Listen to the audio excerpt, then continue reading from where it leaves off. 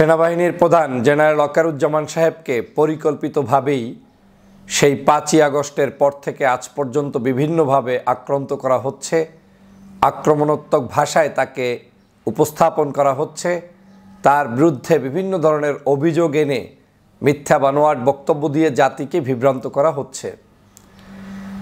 General Wakeruzzaman ৫ই August আমাদের বাংলাদেশের জন্য, বাংলাদেশের জনগণের জন্য একটি নতুন সূচনা তৈরি করার সুযোগ করে দিয়েছিলেন। তার সহযোগিতার মধ্য দিয়ে, তার হাতের মাধ্যমেই আমরা আমাদের ছাত্র জনতার এই বিজয়টাকে, সিপাহী ছাত্র জনতা ঐক্যবদ্ধভাবে বিজয় অর্জন করেছিলাম। আমি সে কারণে জেনারেল ওয়াকারুজ্জামান সাহেবের প্রতি কৃতজ্ঞতা পোষণ করছি। আমি আজকের কয়েকটি পয়েন্ট বললেই আপনারা বুঝতে পারবেন কেন আমি বলছি যে জেনারেল ওয়াকারুজ্জামান ৫ তারিখ থেকে টার্গেটের মূল লক্ষ্যবস্তুতে পৌঁছেছেন এবং কি তাদের হীন উদ্দেশ্য, কেন তারা এটা করছেন সেটা আপনারা উপলব্ধি করতে পারবেন। প্রথমত হচ্ছে, বাংলাদেশের এই ৫ তারিখের বিজয় হোক, এই বিজয়টা কোনোদিন পার্শ্ববর্তী দেশ ভারত সে মেনে নিতে পারেনি। তার বিশ্বাস ছিল না যে এ ধরনের একটি কর্মকাণ্ড হঠাৎ করে গড়ে উঠতে পারে, হঠাৎ করে ঘটে যেতে পারে। কিন্তু তিনি তার চোখের সামনে দেখতে হলো যে তার যাকে ১৬ বছর পর্যন্ত পেলে পুষে রেখেছে, যার কাছ থেকে বাংলাদেশের অর্থনীতি, বিভিন্ন ধরনের সকল সাহায্য সহযোগিতা ভারত নিয়েছে, সেই নেত্রীকে বাংলাদেশের জনগণ ঐক্যবদ্ধ ফেলে দিয়েছে এবং বাংলাদেশের জনগণ কোনো অবস্থায় এই সরকারের পতন এককভাবে করতে পারত না যদি সেনাবাহিনীর সহযোগিতা না থাকতো। তাহলে সেনাপ্রধানকে জেনারেল ওয়াকারুজ্জামান। কার সময়ে এই ঘটনাটি ঘটেছে? ওয়াকারুজ্জামানের সময় ঘটনাটি ঘটেছে। কতদিনের মাথায় ঘটেছে? সেনাপ্রধান নিয়োগ পাওয়ার সম্ভবত ৪৪ দিনের মধ্যেই বাংলাদেশে এই ধরনের ঘটনা কার্যক্রম সংগঠিত হয়েছে। তাহলে ভারতের মূল টার্গেট ছিল জেনারেল ওয়াকারুজ্জামান সাহেবকেই বিতর্কিত করা। কারণ তারা জানে শেখ হাসিনাকে ওয়াকারুজ্জামানের যে কোনো কলা কৌশলের কারণেই হাঁটতে হয়েছে, বিদায় নিতে হয়েছে। যদিও তিনি সেফ এক্সিট নিয়েছেন, কিন্তু তাকে যেতে হয়েছে। এই যাওয়াটাই তারা মানতে পারে নাই বিধায়ী কৌশলগত জায়গা থেকে ওয়াকারুজ্জামানকে বিতর্কিত করতে তারা পথ বেছে নিয়েছে। শুরুতেই আপনাদেরকে একটা পলিসি বলে রাখি, ভারতের একটা অন্যতম সুন্দরতম পরিবেশ হলো এরকম যে তারা দুটো গ্রুপ রাখবে সবসময়। একটা গ্রুপ তাদের যাকে তারা ধ্বংস করতে চায় তার পক্ষে লাগিয়ে দিবে, তাকে নিয়ে প্রচুর পরিমাণে তারা পজিটিভ নিউজ করাবে যে এই লোক ভালো, এই লোক যে কোনো সময় এটা করতে পারে, এই লোক বাংলাদেশের জনগণের পক্ষে, এই লোক ক্ষমতা নিয়ে নিবে, এই লোক বিপদ থেকে দেশকে রক্ষা করবে। এভাবে করে বিভিন্ন নিউজ পোর্টালে তাদের দেশীয় বিদেশি বিভিন্ন জায়গা থেকে তারা নিউজ করাবে। টকশোতে তারা ওই ব্যক্তির সম্পর্কে অতিরিক্ত আবেগ দেখাবে, প্রীতি দেখাবে। এটার মূল অর্থ হচ্ছে জনগণের কনসেপ্ট ওই ব্যক্তির দিকে ধাবিত করা, যাতে করে জনগণ মনে করে যে ভারত এত প্রশংসা করছে এই লোকের কারণটা কি, ভারত এত ভালোবাসছে এই লোকের কারণটা কি। এভাবে করে তার প্রশংসা একদিকে করতে থাকবে, অ্যাট দ্য সেম টাইম তার কিছু এজেন্সি নিয়োগ করা থাকবে।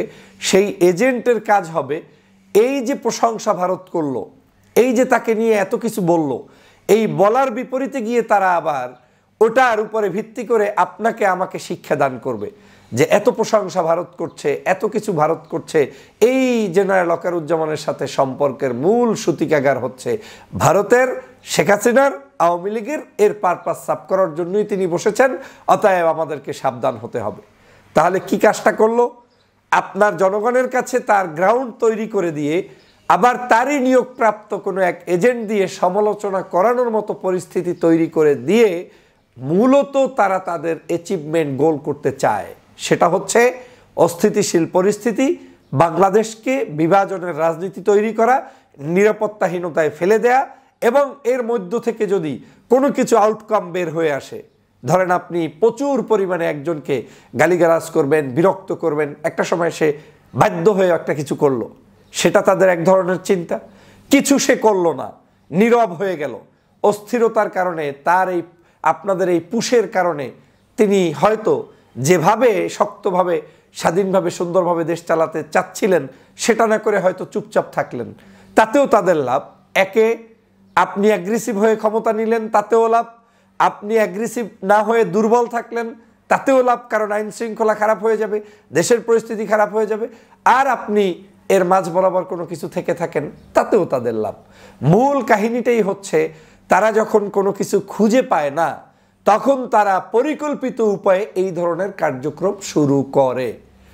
আমি স্পষ্ট করে বলি, আমি কখনো সমালোচনা পছন্দ করি না ব্যক্তি বিশেষের, কিন্তু আমি কিছু কথা যদি কখনো না বলি তখন আমার দায়বদ্ধতা থেকে যায় যে আমি কি উপলব্ধি করছি সেটা আদতে আমার ফ্যান ফলোয়ার্সদেরকে উপলব্ধি করাতে পারছি কিনা।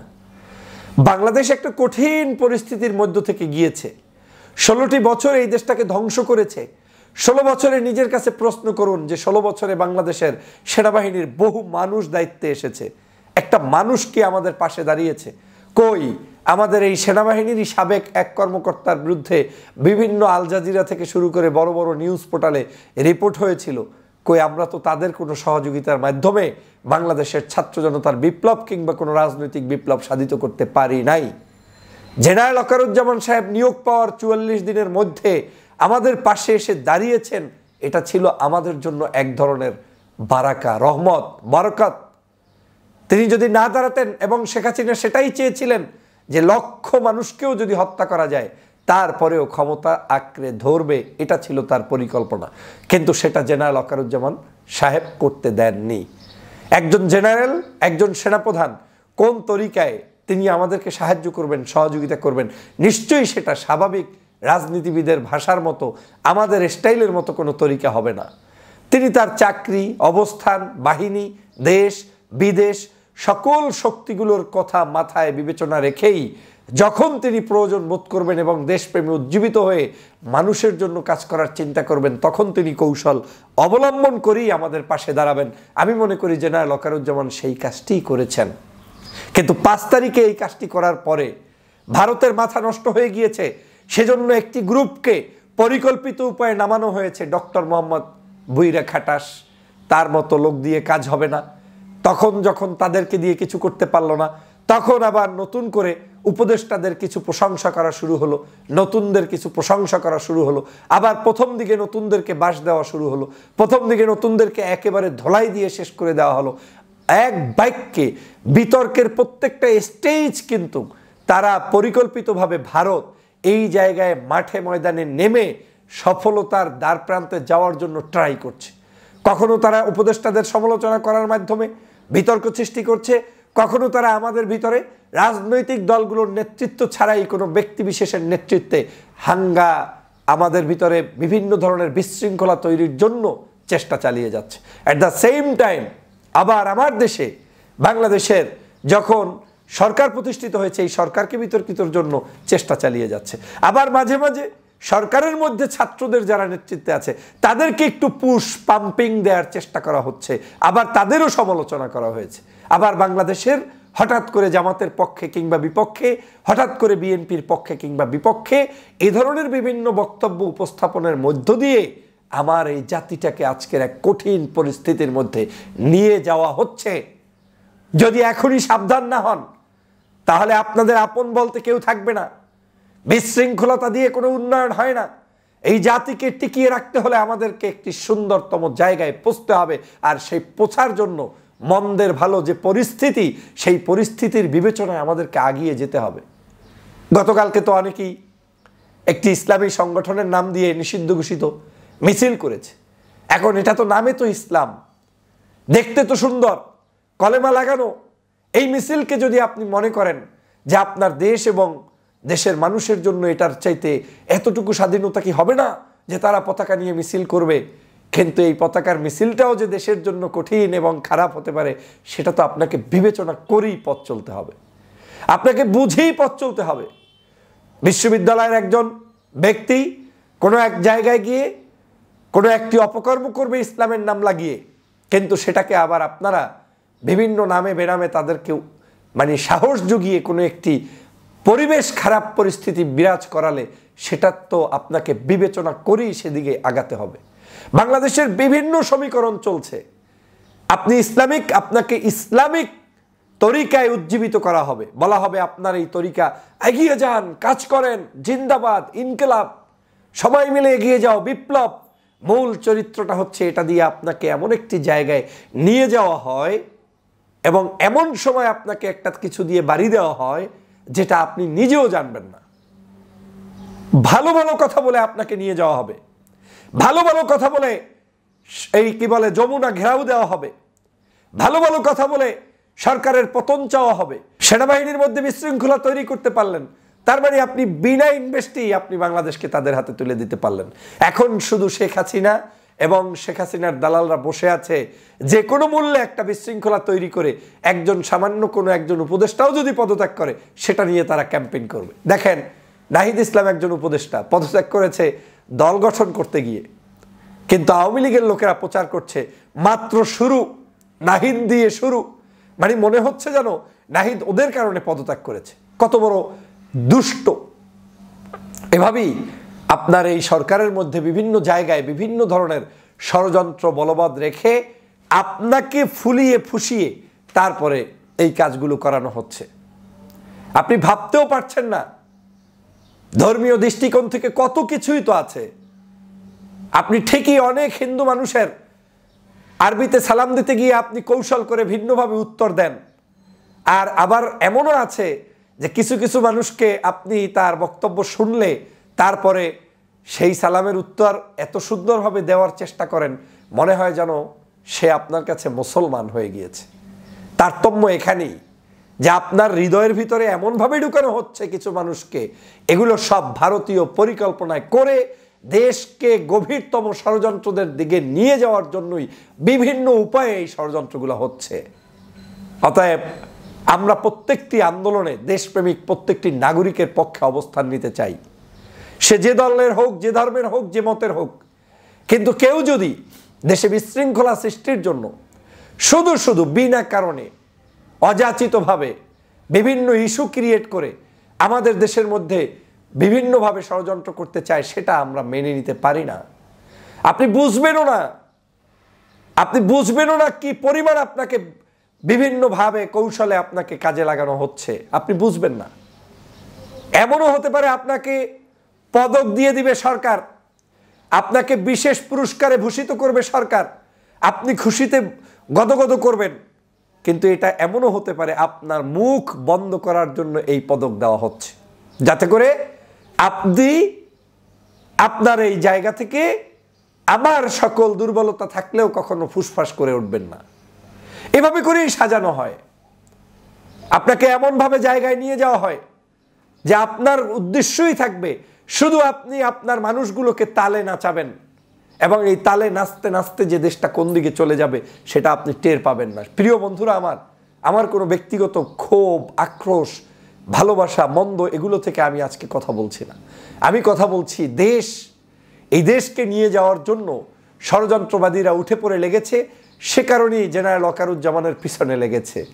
মনে রাখবেন, জেনারেল ওয়াকারুজ্জামানের যদি সেই ইচ্ছাটাই থাকতো যে রাষ্ট্রকে তার দখল করে ক্ষমতায় থাকতে হবে, তাহলে যেদিন দেশ স্বাধীন হয়েছে 5ই আগস্ট, সেদিনই তিনি এই বাংলাদেশের দায়িত্ব নিতে পারতেন। তিনি সেদিনও কঠোর ভাষায় বক্তব্য দিয়ে বুঝিয়েছেন, আর নয়, শক্ত হতে হবে। আমাদের মূল অ্যাচিভমেন্ট ছিল শেখ হাসিনাকে বিদায় করা, আমরা কিন্তু বিদায় করতে পেরেছি। এই 5ই আগস্টের পূর্বে বাংলাদেশে বহু মানুষ ছিল যারা এই আন্দোলনকে পর্যন্ত বলেছিল, কি বলেছিল, এই আন্দোলন ভারতের সৃষ্টি, এই আন্দোলনকে আমাদের বেগবান করা ঠিক হবে না। আমরাই কিন্তু কেঁদেছিলাম, আমরাই কিন্তু বলেছিলাম। সেদিনও যে ভাষায় কথা বলেছি আজও একই ভাষায় কথা বলছি। অর্থাৎ ভাষার কোনো পরিবর্তন হয়নি, কিন্তু আমি যেটা বুঝতেছি যে দেশের জন্য কোনটা মঙ্গল সেটাই আমার করা উচিত। হ্যাঁ, আপনি মনে করতে হবে আমার বিরুদ্ধে আপনি 100 অভিযোগ আনলে এটার 20-30টা হলেও কমন পড়তেই পারে। এই 20-30টা কমনের উপর ভিত্তি করে বাকি যে 70টা আমার বিরুদ্ধে ঢুকিয়ে দেওয়া হচ্ছে কৌশলে, সেটা তো আপনাকে বুঝতে হবে। আমরা যে একেবারে সবাই সহিশুদ্ধ মানুষ এমন নয়, জেনারেল ওয়াকারুজ্জামান সাহেব যে ভুল ত্রুটির ঊর্ধ্বে মানুষ তেমন নয়, ডক্টর মোহাম্মদ ইউনূস কিংবা এই সরকার যে 100% সহিশুদ্ধ তেমন নয়। এর ভুল খুঁজলে অনেক কিছু পাবেন, কিন্তু মনে রাখতে হবে ভুল কি আমার, এই ভুল কি আমি করি কিনা। আপনিই তো আপনার ফেসবুক খুঁজলে দেখবেন, আপনি যখন একই ব্যক্তি যখন বাংলাদেশের কোনো একটি পত্রিকার বিরুদ্ধে কথা বলছি, ওই একই পত্রিকায় আমি লেখলে সেটা হালাল হয়ে যায়, আমার বন্ধু লেখলে হালাল হয়ে যায়, কিন্তু আমি যার সমালোচনা করছি তার একটা লাইন এনে দেখাচ্ছি, এই যে দেখো সে এইখানে লেখালেখি করে, এটা তাকে প্রমোট করা হচ্ছে। তাহলে আমার যাকে পছন্দ তিনি যখন বড় কিছু অ্যাচিভ করেন তখন তো তারে আমরা প্রমোট করি। এই হচ্ছে পার্থক্য আমাদের। এজন্য বুঝতে হবে, জানতে হবে, বাংলাদেশের সত্যিকার রাজনীতিবিদের যে নেতারা রয়েছেন তাদের পরামর্শ আপনাকে এগিয়ে যেতে হবে। আপনাকে আমি প্রশ্ন তুলি, আপনি বিএনপি করেন, আপনার দল কি বলে, দেশনায়ক তারেক রহমান কি বলে, আপনি সেই পথে চলেন। আপনি জামাত ইসলাম করেন, ডক্টর শফিকুর রহমান সাহেব কি বলে, আপনি সেই পথে চলেন। চরমনার পীরের রাজনীতি করেন, সে কি বলে, সেই পথে চলেন।